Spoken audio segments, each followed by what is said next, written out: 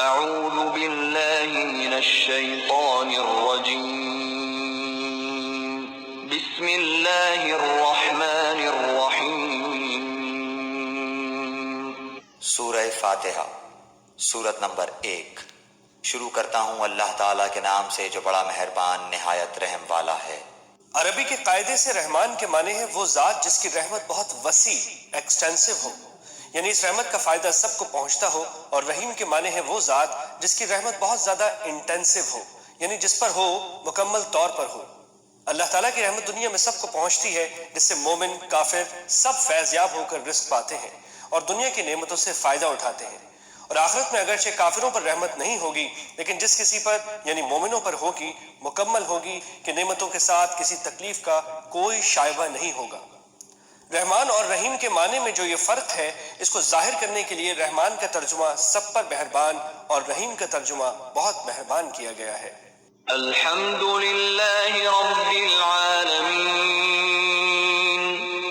سب تعریف اللہ تعالیٰ کے لیے ہے جو تمام جہانوں کا پالنے والا ہے۔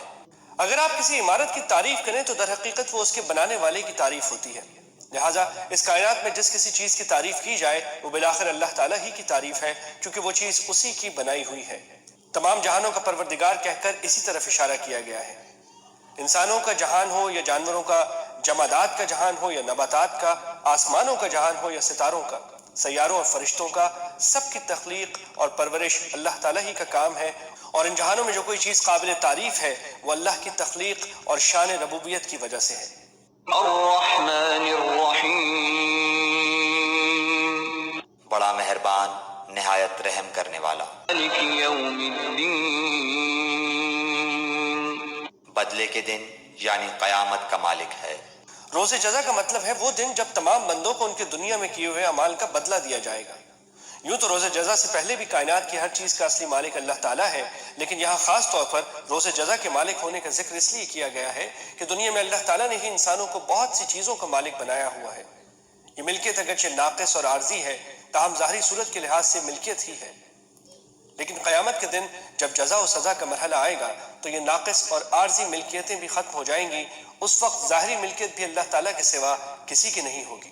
ایاک نعبد و ایاک نستعین،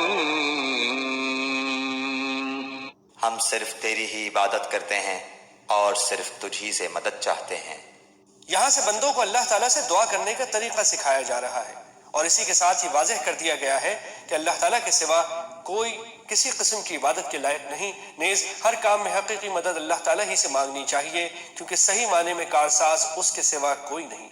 دنیا کے بہت سے کاموں میں بعض اوقات کسی انسان سے جو مدد مانگی جاتی ہے وہ اسے کارساز سمجھ کر نہیں بلکہ ایک ظاہری سبب سمجھ کر مانگی جاتی ہے۔ اهدنا الصراط المستقیم، ہمیں سیدھی اور سچی راہ دکھا، صراط الذین انعمت علیہم ان لوگوں کی راہ جن پر تو نے انعام کیا، غیر المغضوب علیہم ولا الضالین، ان کی نہیں جن پر غضب کیا گیا، اور نہ گمراہوں کی۔